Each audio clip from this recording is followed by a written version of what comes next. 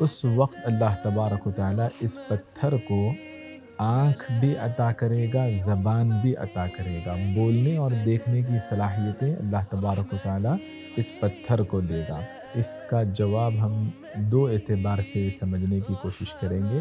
عمرے میں طواف ہوتا ہے، وہ رکن کے درجے میں ہے۔ جو احرام کی حالت میں ہوں گے تو کیا ان کے لیے یہ جائز ہوگا، درست ہوگا؟ من إلهي تصنع حريتي إنسان إنسان إنسان أنا أتسامى برحمتي أتسامى برحمتي السلام علیکم ورحمۃ اللہ وبرکاتہ۔ الحمدللہ والصلاة والسلام علی رسول اللہ، اما بعد۔ محترم ناظرین کرام، ہم آپ تمام کا استقبال کرتے ہیں آپ کے اپنے پسندیدہ پروگرام حج مبرور میں۔ اس پروگرام میں ہم حج کے مسنون طریقے اور مناسک حج کو کتاب و سنت کی روشنی میں شیخ محترم سے سیکھ رہے ہیں تاکہ حج جیسی عظیم عبادت صحیح طریقے پر، سنت کے طریقے پر ہم ادا کر سکیں۔ آئیے سب سے پہلے ہم شیخ محترم کا استقبال کریں، پھر اپنے سوالات کی طرف آگے بڑھیں۔ شیخ محترم، ہم آپ کا استقبال کرتے ہیں، اہلاً و سہلاً۔ بارک اللہ فیکم، حیاکم اللہ۔ حج کے متعلق جو ابتدائی اہم باتیں تھیں الحمدللہ ہم نے وہ سیکھی ہیں، اور تلبیہ کے حوالے سے، اور اسی طرح کعبۃ اللہ کی عظمت کے حوالے سے، اور کعبۃ اللہ کو دیکھ کر دعا کرنے کے حوالے سے۔ اب ہم انشاءاللہ تعالی حجر اسود کے متعلق جو ضروری معلومات ہے وہ حاصل کرنا چاہتے ہیں۔ سب سے پہلا ہمارا سوال یہ ہے کہ حجر اسود کی تاریخ کیا ہے، اور کیا واقعی یہ پتھر جنت سے زمین پر نازل ہوا ہے؟ بسم اللہ، الحمدللہ والصلاة والسلام علی رسول اللہ، اما بعد۔ تاریخی حیثیت سے دیکھیں گے تو بہت طویل گفتگو ہو جائے گی۔ جی حدیث کے تناظر میں اگر ہم دیکھیں گے تو انشاءاللہ آپ نے جو سوال کیا، حدیث اس کی تائید کرتی ہے۔ جی نزل الحجر الاسود من الجنہ، کہ یہ پتھر دنیا میں روئے زمین پر جنت کی کوئی چیز پائی جاتی ہے تو وہ حجر اسود ہے، اور مدینے میں روضہ من ریاض الجنہ۔ اس کے کئی معنی ہیں، 3-4 مفہوم ہیں، ان میں ایک مفہوم یہ ہے کہ وہ جگہ جنت سے زمین پر لائی گئی ہے۔ تو حجر اسود کے بارے میں اللہ کے نبی صلی اللہ علیہ وسلم نے فرمایا، صحیح سند سے یہ بات ثابت ہے کہ یہ جنت سے نازل ہوا۔ جب جنت سے نازل ہوا تو اس کی کیفیت اشد بیاضا من اللبن، دودھ سے بھی زیادہ سفید تھا۔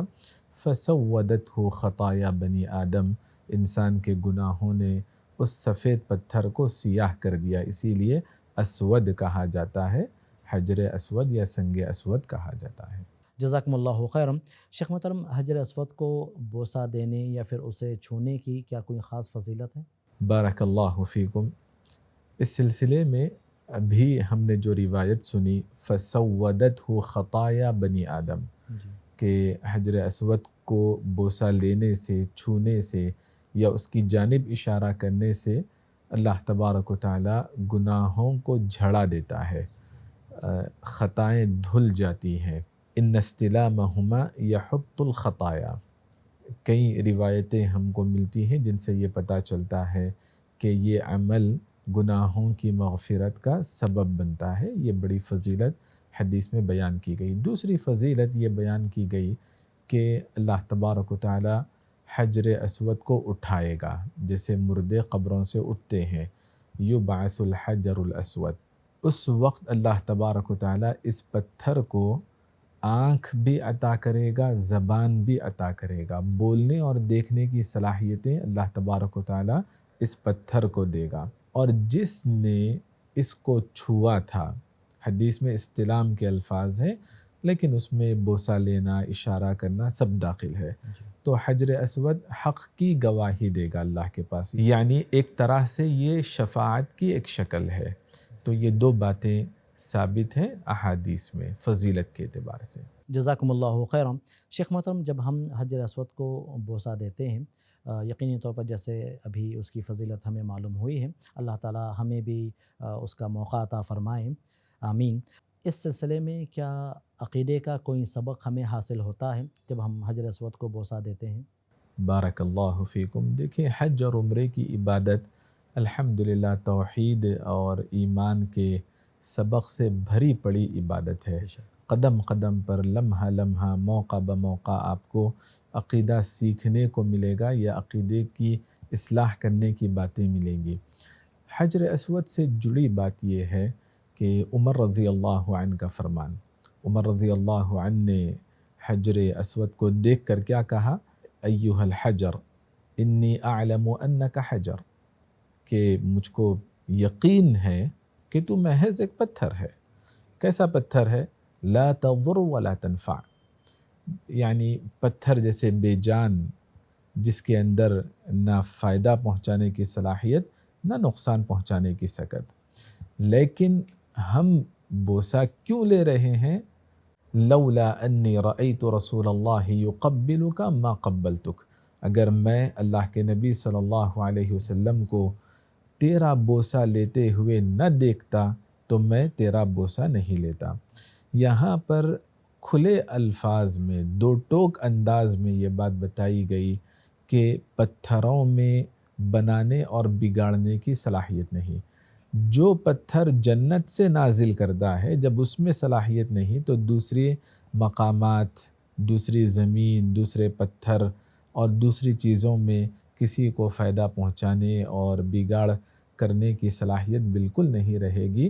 برکت اللہ کی جانب سے ہے اور برکت اللہ سے ہی طلب کرنی چاہیے، اور مبارک وہی چیزیں ہیں جن کو شریعت نے مبارک قرار دیا ہے. ہم اپنے طور پر کسی شے کو، کسی چیز کو، کسی جگہ کو مبارک سمجھنے لگیں اور ان سے برکت کی امید کرنے لگیں، نفع اور نقصان کے اندیشے یا توقعات رکھنے لگیں، تو یہ عقیدے کی غلطی ہوگی.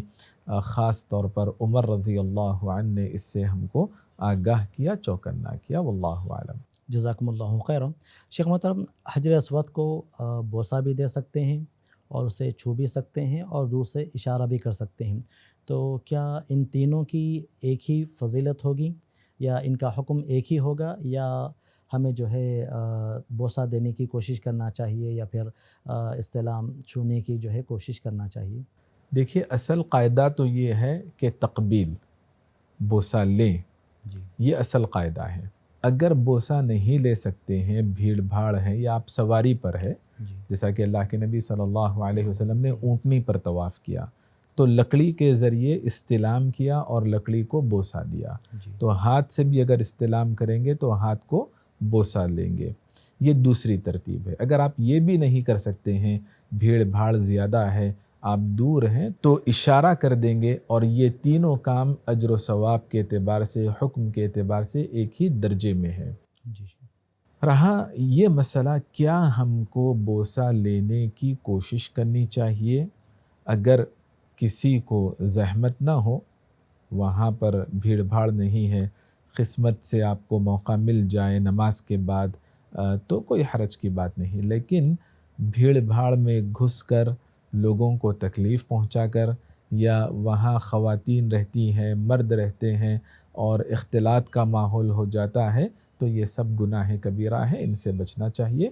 سنت کو سنت کے حساب سے ادا کرنا چاہیے. واللہ اعلم. جزاکم اللہ خیرا.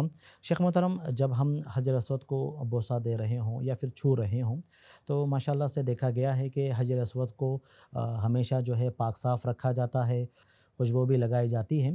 تو جو احرام کی حالت میں ہوں گے تو کیا ان کے لیے یہ جائز ہوگا، درست ہوگا کہ وہ حجر اسود کو چھوئیں، یا پھر جو ہے اگر انہیں موقع مل رہا ہے بوسہ دینے کا، چونکہ وہ معطر ہے اور خوشبو لگی ہوئی ہے اور احرام میں خوشبو لگانا منع ہے، تو کیا ان کے لیے یہ جائز ہوگا، درست ہوگا حجر اسود کو چھونا یا بوسہ دینا؟ اس کا جواب ہم دو اعتبار سے سمجھنے کی کوشش کریں گے، ایک شرعی لحاظ سے اور ایک دوسرا موجودہ حالات کے اعتبار سے.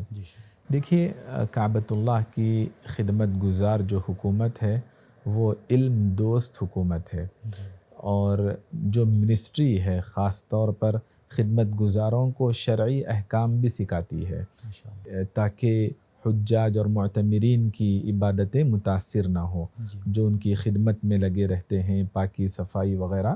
تو الحمدللہ یہاں سے سفر کرنے والوں کو یا دنیا کے کسی بھی مقام سے آنے والوں کو اطمینان کرنا چاہیے، وہ حکومت دیندار حکومت ہے، دیانتدار حکومت ہے، باشعور اور ذمہ دار حکومت ہے، اس اعتبار سے، شرعی حکم کے اعتبار سے کہ حجاج کی عبادتیں متاثر نہ ہوں۔ لوگ سوال کرتے ہیں ذبیحہ درست ہے یا نہیں، یا اس طرح سے آپ نے جو کام حکومت کے دیکھیں انشاءاللہ آپ کو شبہہ کرنے کی ضرورت نہیں، یہ زمینی حقائق کے اعتبار سے ہیں، کیونکہ بہت سارے علماء کرام وہاں پر کام کرتے ہیں، اور جو کام کرتے ہیں ان کی زبانی ہم کو یہ ساری باتیں سننے اور دیکھنے جاننے کو ملتی ہے۔ دوسرا مسئلہ یہ ہے کہ شرعی تناظر میں اگر ہم دیکھیں انشاءاللہ وہاں کی حکومت غافل نہیں ہے ان تمام چیزوں سے، لیکن ایک طالب علم ہونے کی حیثیت سے اگر ہم دیکھیں تو جسم پر خوشبو لگانے کی اجازت ہے احرام کی نیت کرنے سے پہلے، اور وہ خوشبو باقی رہے گی، خوشبو آتی رہے گی۔ صحابہ میں ابن عباس رضی اللہ عنہما نے خوشبو سونگھنے کی اجازت دی، شم الریحان اس بات کی اجازت ہے صحیح سندوں کے ساتھ ابن عباس رضی اللہ عنہما سے۔ اسی لیے لوگ پریشان ہو جاتے ہیں، ہوٹل میں داخل ہوئے بخور کی خوشبو آنے لگی، یا پھر اس طرح سے حرم شریف میں داخل ہوئے، کعبۃ اللہ کے قریب ہوئے، حجر اسود، تو خوشبو آنے سے، سونگھنے سے کوئی حرج کی بات نہیں، لیکن جب بوسہ لے رہے ہیں تو ہم خوشبو نہیں لگا رہے ہیں، ہم ایک سنت کو ادا کر رہے ہیں، تو انشاءاللہ اس میں کوئی کراہت کا پہلو نہیں ہے، آپ یہ کام انجام دے سکتے ہیں۔ کوئی زعفرانی چائے پیتا ہے تب بھی وہاں کراہت کا پہلو اس کو نظر آتا ہے، دیکھیے وہ آپ جسم پر نہیں مل رہے ہیں، وہ کھانا ہے، پانی کی چیز ہے، تو انشاءاللہ کوئی حرج کی بات نہیں ان تمام چیزوں کو استعمال کرنے میں۔ سب سے پہلے یہ سمجھنا چاہیے کہ اسلام نے خوشبو سے منع کیوں کیا ہے احرام کی حالت میں۔ اگر یہ حکمت معلوم ہو جائے تو انشاءاللہ بہت سارے سوالات کے جوابات ہم کو مل جائیں گے۔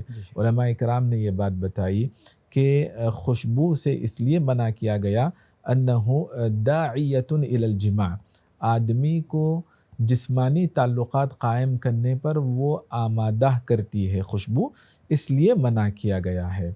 تو آدمی اپنے اختیار سے اہتمام نہ کرے، لیکن الحمدللہ جہاں ہزاروں لاکھوں لوگ رہتے ہیں، پسینے کی بو آ سکتی ہے، اور مسجدوں کو پاک صاف رکھنے کا امر ان تنظف وتطیب، خوشبو لگانے کا حکم دیا گیا، تو انشاءاللہ وہاں پر یہ سارے کام ہوتے ہیں۔ آپ اپنی مرضی سے اپنے ہاتھ سے خوشبو نہ لگائیں، یا دوسروں کو اپنے جسم پر احرام کی حالت میں لگانے نہ دیں، ورنہ خوشبو سونگھنے میں انشاءاللہ کوئی حرج کی بات نہیں، اور احرام کی حالت میں حجر اسود کا بوسہ لینے میں کوئی کراہت کی بات نہیں، واللہ اعلم۔ شیخ محترم بارک اللہ فیکم، سب سے پہلے ہم طواف کے حکم کے تعلق سے معلومات حاصل کرنا چاہتے ہیں کہ طواف کرنے کا حکم کیا ہے؟ طواف نفلی بھی ہو سکتا ہے، آپ جب چاہے طواف کر سکتے ہیں کعبۃ اللہ کے اطراف۔ اللہ تعالیٰ نے عمومی طور پر حکم دیا وَلْيَطَّوَّفُوا بِالْبَيْتِ الْعَتِيقِ، اس کے لیے تعداد کا لحاظ رکھنا یا کمپلیٹ کرنا، واللہ عالم کوئی پابندی ہم کو شریعت میں نہیں ملتی نفل طواف کے لیے۔ جو عمرے میں طواف ہوتا ہے وہ رکن کے درجے میں ہے، اس کے بغیر عمرہ مکمل نہیں ہو سکتا، اور خاص طور پر حج کے تناظر میں اگر آپ دیکھیں گے تو طواف قدوم کا یہی حکم ہے۔ دوسرا طواف یوم النحر کو ہوتا ہے، 10 ذی الحج کو ہوتا ہے، اور یہ طواف حج کا رکن ہے۔ یہ طواف اور اس کے بعد ہونے والی سعی دونوں ارکان کے درجے میں ہے۔ تیسرا طواف رخصتی کا ہے، جس کو طواف وداع کہا جاتا ہے۔ یہ طواف حکم کے اعتبار سے واجب ہے، یعنی آپ کے لیے کرنا ضروری ہے، لیکن سابق میں جو رکن تھا، عمرے کا رکن تھا، حج کا رکن تھا، اس درجے میں لازم نہیں۔ کسی وجہ سے آپ نہیں کر پائیں گے تو واجب کام کو چھوڑنے کی وجہ سے فدیہ دینا پڑے گا، دم دینا پڑے گا، تو وہ دم آپ کو دینا پڑے گا، دم اس کی تلافی کر سکتا ہے، اس معنی میں وہ واجب ہے۔ لیکن یہ طواف سے 2 طرح کے لوگ مستثنیٰ ہے، علیحدہ ہے، رخصت ہے ان افراد کو۔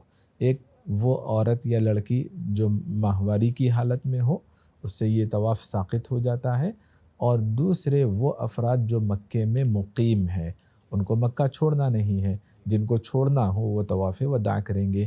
یہ دو طرح کے لوگ اس سے مستثنیٰ ہیں۔ یہ طواف کی قسمیں ہیں اور یہ قسموں کے احکام ہیں، واللہ اعلم۔ جزاکم اللہ خیرا۔ شیخ محترم، طواف ایک عبادت ہے، تو جس طرح ہر عبادت کی فضیلت شریعت میں بتائی گئی ہے، تو کیا طواف کرنے کی بھی کوئی فضیلت وارد ہوئی ہے؟ بارک اللہ فیکم۔ ایک تو اللہ کا یہ حکم ہے، اس کی تعمیل کرنی چاہیے، یہ خود فی نفسی ہی عبادت ہے۔ حکمت اور فضیلت معلوم ہو یا نہ ہو، ہم کو عبادت انجام دینی چاہیے، لیکن صحیح روایات میں جو فضیلت بیان کی گئی وہ دو طرح سے ہے۔ ایک تو یہ ہے کہ نیکیوں کا لکھا جانا، گناہوں کا مٹنا، دنیا اور آخرت کے درجات کا بلند کیا جانا، یہ فضیلت ہے۔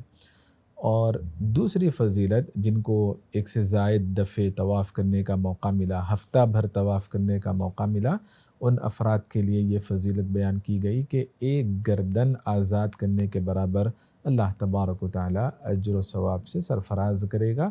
یہ دو فضیلتیں طواف کے حوالے سے ہم کو صحیح روایات میں ملتی ہیں، واللہ اعلم۔ جزاکم اللہ خیرا۔ شیخ محترم، جب ہم طواف کر رہے ہیں، اس عبادت کو انجام دے رہے ہیں، تو جس طرح عبادات کا ایک مقصد ہوتا ہے اور اس سے ہمیں ایک سبق ملتا ہے، تو طواف کرنے سے ہمیں خاص طور سے عقیدے اور ایمان کا کیا سبق حاصل ہوتا ہے؟ بارک اللہ فیکم۔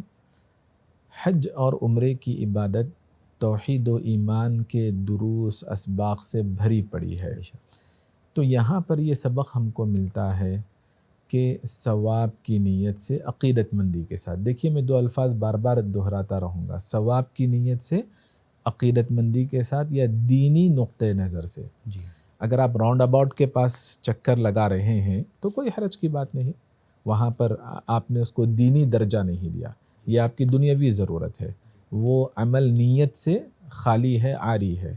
اسی لیے طواف جب کریں گے، چکر لگائیں گے کسی چیز کے اطراف، تو شرعی حیثیت سے، ثواب کی نیت سے، یہ مقام صرف کعبۃ اللہ ہے۔ اس کے علاوہ کسی اور جگہ کوئی آدمی طواف کرے گا، گھومے گا ثواب کی نیت سے، یا اس جگہ والوں کو خوش کرنے کی نیت سے، یا ان سے برکت کی نیت توقع کرتے ہوئے، امیدیں وابستہ کرتے ہوئے، تو یہ غلطی ہو جائے گی۔ کتنی بڑی غلطی ہوگی! ایک تو شرک بھی وہاں پر آ سکتا ہے، بدعت بھی وہاں آ سکتی ہے، ساتھ ہی ساتھ اللہ کا گھر جو تنہا ہے، بے نظیر ہے، کعبۃ اللہ تنہا ہے، مسلمانوں کا قبلہ ہے، بیت اللہ ہے، تو اس عظیم مقام کو عملی طور پر آدمی دوسرے مقام کو وہی اہمیت دینے کی کوشش کر رہا ہے جو بیت اللہ ہے، کعبۃ اللہ ہے، مسلمانوں کا قبلہ ہے۔ تو جو کام کعبے کے اطراف ہونے چاہیے، وہ کام دوسرے مقام پر برکت کی نیت سے، خیر حاصل کرنے، شر سے بچنے، فائدہ حاصل کرنے، کسی بھی نیت سے، ثواب کی نیت سے دوسرے مقام پر یہ طواف نہیں ہونا چاہیے، واللہ اعلم۔ جزاکم اللہ خیرا۔ شیخ محترم، طواف کرنے کے کچھ آداب ہیں اور کچھ احکام ہیں، اس میں یہ الفاظ بہت زیادہ مشہور ہیں۔ ایک لفظ ہے اتباع، اور اسی طرح ایک دوسرا لفظ ہے رمل، تو ان دونوں کے معنی کیا ہیں اور ان کا شرعی حکم کیا ہے؟ بارک اللہ فیکم۔ اغتباع کہتے ہیں جو مرد آدمی اوپر کی چادر کاندھوں پر ڈھانک کر رکھتا ہے، اپنے رائٹ سائڈ کے دائیں مونڈھے اور کاندھے کو کھلا چھوڑ دے اور چادر نیچے سے لے لے، یہ عمل اتباع کہلاتا ہے، یہ مردوں کے لیے ہے۔ اور رمل کہتے ہیں تیزی سے چلنے یا آہستہ دوڑنے کو، یہ بھی مردوں کے لیے ہے، عورتوں کے لیے نہیں ہے۔ اور ساتھ ہی ساتھ یہ بات بھی یاد رکھنی چاہیے کہ طواف الگ الگ ہے، جیسے طواف قدوم ارائیول والا طواف ہے، طواف زیارہ ہے، اور طواف وداع ہے، یا نفل طوافیں ہیں، تو طواف کی الگ الگ قسمیں ہیں۔ اور یہ جو عمل ہے، اغتباع کا عمل اور رمل کا عمل، یہ دونوں صرف طواف قدوم میں مرد حضرات کے لیے ہے، جی جو عمرے کا طواف ہے اس میں، اور مرد حضرات کے لیے ہے۔ رمل ابتدائی 3 چکروں میں ہے اور اغتباء مکمل 7 چکروں میں رہے گا، اور یہ سنت ہے۔ اگر کسی سے چوک ہو جائے، بھول جائے، یا وہ اپنے کاندھے پر مونڈھے پر ڈال لے، ڈھانک لے، تو کوئی حرج کی بات نہیں۔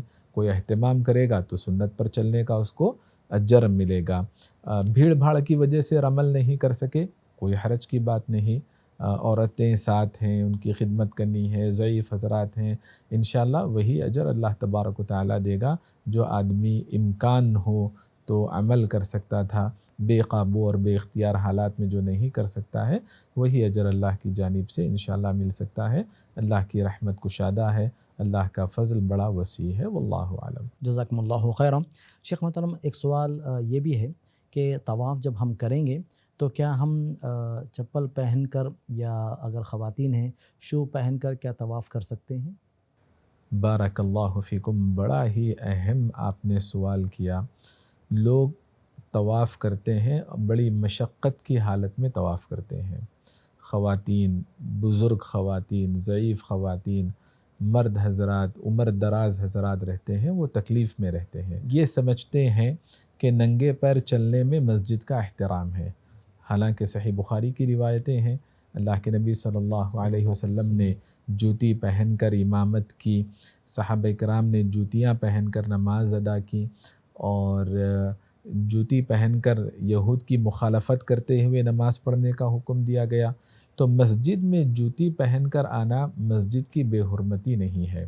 صحابہ کرام میں ابن عمر رضی اللہ عنہما کو لوگوں نے دیکھا، یطوف ابن عمر وعلیہ نعلاہ، اور ابن عمر رضی اللہ عنہ 2 جوتی پہنے ہوئے تھے۔ تو اس روایت سے اہل علم نے یہ بات بتائی کہ مرد آدمی اگر طواف کر رہا ہے تو وہ چپل پہن کر طواف کر سکتا ہے، کوئی حرج کی بات نہیں۔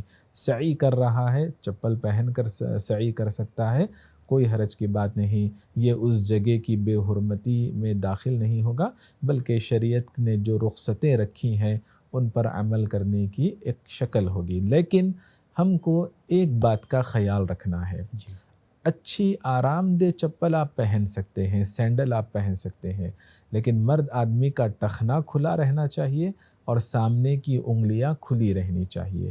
یہ 2 باتوں کا خیال رکھتے ہوئے آپ عمدہ اور آرام دہ چپل انشاءاللہ پہن سکتے ہیں۔ عورتوں کے لیے تو کوئی مسئلہ ہی نہیں، وہ پائتابے ساکس پہن سکتی ہیں اور شو پہن سکتی ہے، اور ان کے لیے ٹخنے کھلے رہنا، سامنے کی انگلیاں کھلی رہنا، یہ عورتوں کے لیے پابندیاں نہیں۔ عورتوں کے لیے ان کا اپنا لباس احرام کا ہے، صرف پابندی یہ ہے کہ وہ دستانے نہ پہنے اور نقاب نہ باندھے، یہ عورتوں کے لیے پابندی ہے، اور وہ شو پہن کر طواف بھی کر سکتی ہیں اور سعی بھی کر سکتی ہیں، واللہ عالم۔ جزاکم اللہ خیرا۔ شیخ محترم، یہ جو طواف کرنا ہے تو پیدل طواف کرنے کا کیا اجر و ثواب زیادہ ہوگا، یا پھر اگر ضرورت پڑے تو ویل چیئر پر بھی طواف کیا جا سکتا ہے؟ اور اسی طرح الحمدللہ حرمین میں جو ابھی سہولت موجود ہے الیکٹرک کارز کی، تو کیا ہم اس کارٹ کا بھی جو ہے استعمال کر سکتے ہیں طواف کرنے کے لیے؟ کیا اجر و ثواب میں کمی ہوگی، یا پھر یہ مسئلہ صرف ضرورت کے حد تک ہوگا؟ جزاکم اللہ خیراً، آپ نے لوگوں کی نفسیات کو سامنے رکھ کے سوال کیا۔ ایک عمومی روایت ہم کو ملتی ہے، اللہ کے نبی صلی اللہ علیہ وسلم نے ام المؤمنین عائشہ رضی اللہ عنہا سے فرمایا، ان لک من الاجر علی قدر نفقتک و نصبک، جس قدر تم خرچ کرو گی، جس قدر تم تھکو گی، اسی قدر تمہیں اللہ تبارک و تعالی اجر و ثواب سے سرفراز کرے گا۔ تو یہ عبادتیں محنت طلب عبادتیں ہیں، ان عبادتوں میں مشقت جھیلنی اور اٹھانی پڑتی ہے۔ تو انشاءاللہ اگر آدمی ان عبادتوں کے دوران مشقتوں کا سامنا کر رہا ہے تو صبر کا مظاہرہ کرے، اس کو اجر و ثواب ملے گا۔ لیکن اگر اختیار ہو، سہولتیں فراہم ہوں، میسر ہوں، جیسے حجاج کرام کے لیے بسیں رہتی ہیں، اللہ کے نبی صلی اللہ علیہ وسلم نے اونٹنی پر طواف کیا، جبکہ بیمار نہیں تھے، ضعیف نہیں تھے، شرعی عذر نہیں تھا، لیکن اس کے باوجود بھی اونٹنی پر طواف کیا اور حج کے جو مناسک ہیں وہ اونٹنی پر ادا کیے۔ شیخ البانی رحمہ اللہ اور دیگر محدثین اہل علم نے یہ بات بتائی کہ ان مقامات پر سوار ہونا افضل ہے، ان مقامات پر سوار ہونا افضل ہے۔ کیوں؟ کیونکہ اللہ کے نبی صلی اللہ علیہ وسلم نے سوار ہو کر یہ کام انجام دیا۔ خلاصہ یہ نکلا کہ اگر کوئی آدمی پیدل کرنا چاہے، مشقت اس کو ہو رہی ہے، انشاءاللہ اجر و ثواب ملے گا، لیکن طاقت سے زیادہ اپنے اوپر بوجھ نہ ڈالیں، اپنے آپ کو ہلاکت میں نہ ڈالیں۔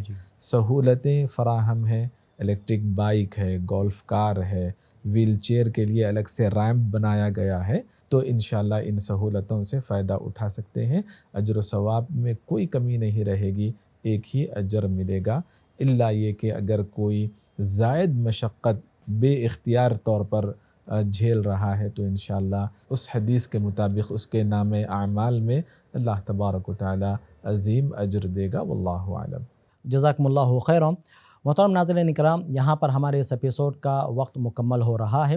البتہ طواف کے متعلق اور بھی بہت سارے سوالات ہمارے پاس موجود ہیں، انشاءاللہ تعالی اگلے ایپیسوڈ میں اسے ہم انشاءاللہ تعالی کنٹینیو کریں گے۔ تب تک کے لیے اجازت دیجیے، جزاکم اللہ خیرا، وآخر دعوانا الحمد للہ رب العالمین، وصلی اللہ علی نبینا محمد۔